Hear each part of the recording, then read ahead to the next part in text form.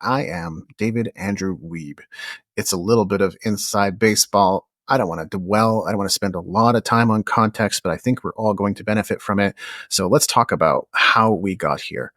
The Spark Infinity team consists of the same people that created and brought you the event Clean Slate, which happened in February. It's all documented on my blog at davidandrewweeb.com. We did some things and some things went well. Some things did not go exactly as expected. But reflecting on it, I am definitely proud of the table rush or the merch table rush I'd created for that event. That part worked well. In hindsight, I may have brought up one of the bands much sooner in the program. I would have reworked the program a little bit. But some of those things you can't know without getting some experience. I'm glad to have gained some of that experience running this event. So this group includes Carlo and Jody. The two of them are not here today, not able to make it, but I expect they will be joining in on future conversations, and I highly, highly value what they're going to be sharing and what they're going to be contributing and bringing to these conversations as well. Carlo being skilled photographer, and now he's gotten into a lot of web design, graphic design, and the occasional audio editing and thing like that. And I know Jody's skilled musician, excellent hairstylist, excellent brand expert who also designs graphics. So we're all here for different reasons, but we've got some things in common. And the main thing that we've got in common is that we want to grow our social media. That is one of the things, or really one of the main takeaways of having run the Clean Slate event.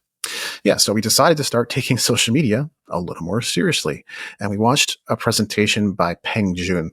I can't remember the exact details off the top of my head, but if I recall correctly, in this presentation, he talked about creating 120 pieces of content in 3 days or 4 days or something along those lines. Later in discussion, we're like, okay, he says he's creating 3 months worth of content. 120 pieces, if you're publishing daily, actually sounds like 4 months worth of content, but I think I figured out what this is. So he's creating 90 videos and 30 Instagram quote cards. I think that's the way he has that systematized. Either way, that presentation, which Jody and I watched together, inspired this whole idea, this challenge that we call Spark 90. At first it was Spark 120, and as I mentioned earlier, through conversation, we're like, why is it 120? I think the idea here is to create 90 videos, which we publish over the course of 90 days. So that's what we engaged in. That's the project we created. It was a 4-week project. So we didn't go on the same timeline as Peng Joon. That felt a little bit insane.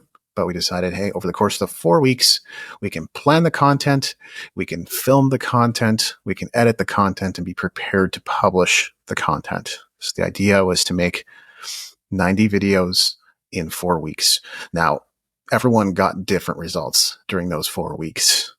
I did end up making over 90 videos, but I didn't get around to editing them or turning them into Instagram quote cards. So the project is a success to the extent that I created something that did not exist before, but those videos have yet to be published because they're not edited.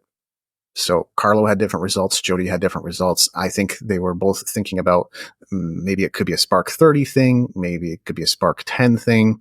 They were thinking differently about their social media output and what they were planning to do. I will let them do the talking on that once they're able to participate in a discussion. So after Spark 90, we decided to take a little bit of a break for the summer, and I had an idea. Why don't we turn this thing into Spark Infinity instead of Spark 90? Because the whole thing about social media is it's not really just about 90 days. Like, it would be really efficient if you could spend 4 weeks planning the content, making the content, editing the content, and then queuing it up in Creator Studio or whatever other tool you're using. That would be super efficient. But bottom line is, the content hamster wheel doesn't really come to an end. You need to keep generating things, and you need to figure out an efficient way of doing that. I'm starting to clue in on a far more efficient way of doing that, creating a presentation like this and then breaking it down into smaller pieces. I'm at the point now where I've got so much content that I can repurpose and reuse and update and synthesize. And you will probably see me doing more of this. And every time I do that, I always look to improve it. I'm not just looking to combine things because it's cool or because it's better for SEO. I'm still looking to create the best quality stuff I can make. But because I've got so much, there's no point in me creating more than one piece of content per week, just to let you know that I'm still here and I'm still alive. You'll probably see many more things. In fact, you will see many more things going live if you follow me on social media or if you check out the website at davidandrewweeb.com. So it's Spark Infinity because realistically, you've got to keep producing content. It's not a one and done thing. And that's how we got here. So let's get into what we're about. Now, I don't know if I have this all dialed in just yet. We might choose to revise this or improve upon it, but based on the conversations I've had with the boys, I would say this is effectively what we're about. These three core values or key principles. First is growth. So everyone participating, we each have our reasons for wanting to grow our social media presence. I'm looking to sell more books, if it really what it comes down to. I think Jody wants to share his music or get more clients. I think Carlo wants to get more clients. We each have our reasons for doing it. And we are creating growth in engagement, following, subscribers, and sales or other desired actions. There's a little bit of languaging going on there. I think most people would say we were about to create or we're going to create. And I can see the value in phrasing things in present tense or past tense rather, because I think the brain just interprets it differently. So that's why I've languaged things the way I have. If it sounds a little bit weird, that's why. We are creating growth in engagement following subscribers and sales or other desired actions, meaning we're already in action and we're already doing it, which is very much true because I have seen Jody's output go up. We're about doing what works. There's just so many people out there who can tell you how it should be done, but most of it doesn't work. Now, have you had that experience? I know I have. So we are finding and creating strategies and tactics that work, realizing the results we desire. And we're keen to share what's working in this group as well. We're also not about perfection or perfectionism. I think there's a big difference between what works and what looks good. And if success means looking messy, we'll choose that over great design. I see people make this mistake all the time, that when they look at one website A, which has a poor design, and website B, which has a super nice, dialed in modern design, and their automatic response is, oh, website B looks like an incredible business. It must be making so much more money. When the truth is, so often, A, the messy website, is far outperforming website B, the professional looking website. On social media, and Jody definitely pointed this out, on social media, it seems like people are posting all kinds of things. They don't really care about being messy. They don't really care about being quick. That kind of stuff seems to do well. Memes do well. Cat GIFs or cat GIFs do well. We've all seen it. So trying to be perfect is going to get in the way of speed. And that's one thing I forgot to add here. I think that might be a good thing to add to what we're about is speed, moving fast. So with social media, really content creation in general, the whole point is to get started and stay started and then adjust course as you go, dial it in as you go. It's in the entrepreneurial culture, and I really feel like it's always been this way, that regardless of how good your research you think it might be, there's always a process of testing things, and that's the right way to frame it. We don't want to frame everything as a failure or success. It's better to frame it as we're testing things, and we need to throw a lot of hooks in the pond to see which ones the fish are going to react to. So I want to share about what I've done so far, because the moment I decided this was Spark Infinity is the moment I decided to get into action, just like that. First thing I did was create a new folder on my desktop, and I called it Spark Infinity. I do have a folder on my desktop called Spark 92, and I will be dropping all my videos in there and editing all of them and getting them ready for publishing too. I still want to do something with the Spark 90 content I created, but I wanted to create something or a situation where it was so easy to be sustainable and consistent. That's the whole idea of Spark Infinity. That 11 a.m. time block for Facebook and Instagram, when I've chosen to post it, is where I post the stuff that feels the most sustainable and fun and interesting and consistent to me. Stuff that takes more energy or is maybe harder to do or takes more time will be reserved for a different time block. That was my mindset. So within the Spark Infinity folder, I created a folder called First Push. And the First Push folder is where I would store a fresh set of Instagram quote cards and captions. I store my captions in a Word document. They all go in there. I don't create separate Word documents for each caption. So you can see a little bit inside the folder for the First Push, and here's what happened. So I got started, and the reason I really felt to get back into social media, I think it was July 18th, and that date comes up later as well. The reason I decided I wanted to get back into this is because I got some positive feedback on my book, Productivity, Performance, Profits Black Book, to be specific, on social media. So I decided, well, that's a great customer testimonial. I would love to share that out. So that's when I started thinking about other content. I pulled quotes or ideas from my book, and I created 9 days worth of posts. Even if it looks like more, some are carousels, meaning there are some posts that 3 quote cards or 4 quote cards or even 5 or 6 go together in the same post. I loosely used my brand fonts and colors. I've gone very, very simple. You can see it on my website. I think messing around with various colors and various fonts and all that kind of stuff is fun, but at some point, just to standardize it, and for me, keeping it simple, keeping it a high contrast design, for now, it works. I looked at some other websites that I liked that were clearly professionally designed, and I modeled them to suit my ends. So black, white, and then I have a purple accent on my website. The purple is used very, very sparingly, though. So multiple posts went out the same day by mistake. I'll talk more about mistakes later. This was not intentional, but I think the first 3 posts all went out on the same day on Instagram. I was scheduling them in Creator Studio, not realizing that you do schedule your Facebook and Instagram posts separately. So you set the date for one and you set the date for another. Ultimately, I don't think any downsides to that, but that's one of the things that happened with the First Push. I didn't use really any call to actions. I think there was one pointing people to visit my website to check out my new book, but that was it. Then I got ready for the second push, and I created 8 more posts, much the same as the first. Basically, that's 8 days worth of posts, right? And less visual variation than the first time around, which is really what makes them easy to create. There's no evolution. I didn't take some learnings from the first push and implement them in the second push. But that's okay, because again, sustainability and consistency was the point. That was more important than looking pretty, especially in the early going.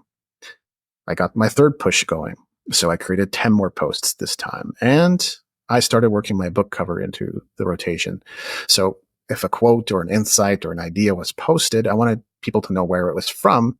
So within the carousel, they'd be able to scroll over and see the book cover from which the insight or quote came from. That was one little tweak I made. Then fourth push. You can see that I was starting to find my rhythm a little bit more here. I ended up creating 19 posts. I started working more video content into the rotation, although I think there was just one video post, but I really wanted to start working some of that type of content into the rotation too. And I also tried some shoutouts, which I think are well worth doing. So a little bit more variation in the fourth push. And then the fifth push, which is where I'm at right now. This time I created 50 posts. So I definitely found my beat. I found my jam. I started having more fun with it, and it went a lot faster this time. I'm still sticking to my basic website brand or colors and fonts and so forth. I decided, though, that I wanted to go with a black background and white text instead of the white text, or instead of the black text on the white background. I feel like it stands out a little bit better and suits me a bit better, but who knows? I might just keep rotating. Depends on the results. I also started adding clear call to actions. So every carousel features one image asking people to follow me and one image specifically directing people to my book along with the link. I also, with the fifth push, I started using AI to assist me in writing captions. Assist really being the key word here, because I still find, and this is what I've been finding all along, and this is what I've been finding for months because I am a prompt engineer with big tech now, AI does tend to produce a lot of low quality stuff. It makes errors and inaccuracies, and it also hallucinates. Now, with social media posts, there's probably a smaller margin of error, but I'm still finding it has trouble following my instruction. I may ask it, for example, to create a 1800 character caption, yet it seems to be so bad at math that it simply cannot and does not know how to do that. So, what AI produces, don't it's pretty rare for me to use it exactly as it's generated. There's going to be some editing. I want to make sure that it sounds like me, that it's not so out there that no one can imagine David Andrew Weeb is saying it.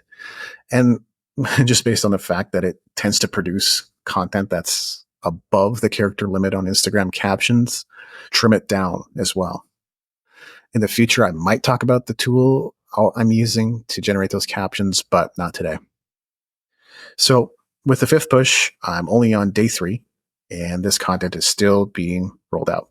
So the 50 posts that I created. But as you can imagine, it does feel pretty good to have 50 pieces worked out. That covers about a month and a half. Mistakes were made, as I mentioned earlier.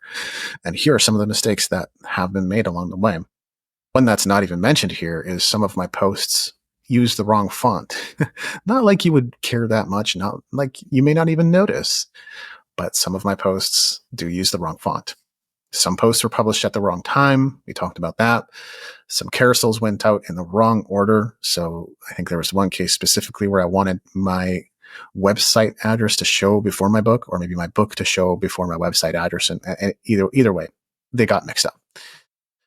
Some posts went out without captions, and some posts included spelling or grammatical mistakes. Does it matter? No, it really doesn't seem to matter all that much. I think occasional mistakes are par for the course. They're human, and they don't seem to affect the performance of the posts.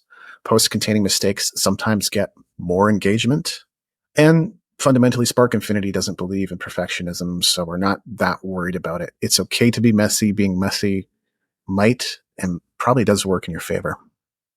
What I've seen so far, I've experimented with some Instagram promotion services for free. That's where a lot of extra likes and followers initially came from.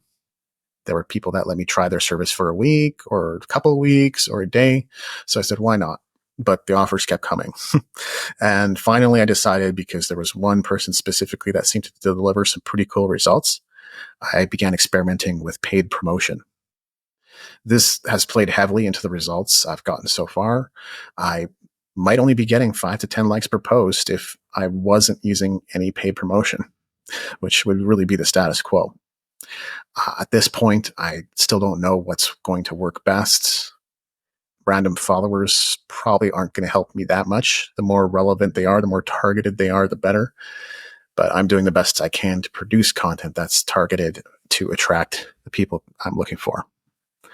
I haven't done any deep dives into the stats yet, but you can see the results that I've gotten so far from these efforts. Again, probably the only reason they would even look impressive is because of some of the promotion, the free and paid promotion that I've received. So you can see from here that it's a time frame of July 18th, which is pretty much when I got started with this, to September 4th. So accounts reached 5,299. And then 1,695 accounts were engaged.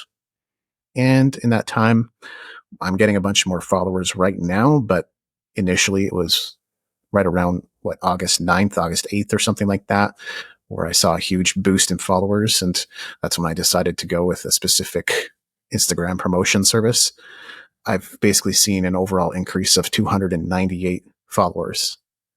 And my follower count is now much bigger than my following count, which is what you want. I haven't done any deep dives yet, but here's a couple of stats that might matter. I figured out from looking at those stats that roughly 32% of people who saw my posts interacted with them in some way, shape, or form. That's pretty good. I actually don't know how that compares. Maybe it's good, maybe it's bad, but in my mind, I'm thinking if roughly 1 in 3 people looking at my posts did something with them, I'm on a good path. So far, my posting efforts have not led to any sales. There could be a bajillion reasons for that. But I think first and foremost is to grow a following, grow engagement, and then eventually you're going to start to see those sales. So in closing, would love to hear what you got out of this. We want to hear your thoughts. So leave a comment wherever you happen to be watching this. And also let us know, what would you like us to cover on the office hours in the future? Social media news and trends, topical discussions, expert interviews, the results of our experiments like I've been sharing today, all of the above, or something else. Love to hear from you. And would you like to join us as a participant and contribute to the conversations? Would you like to be a part of Spark Infinity? We might have to create some kind of application process unless you happen to be someone from the Team Management Leadership Program or Global Information Network.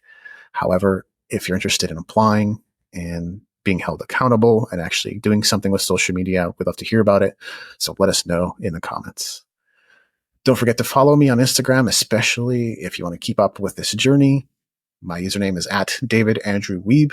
The trickiest part about that is the two W's that are next to each other, Andrew Wiebe, Wiebe. So Instagram, David, AndrewWiebe. Thanks for joining us for the office hours. We'll see you again next time.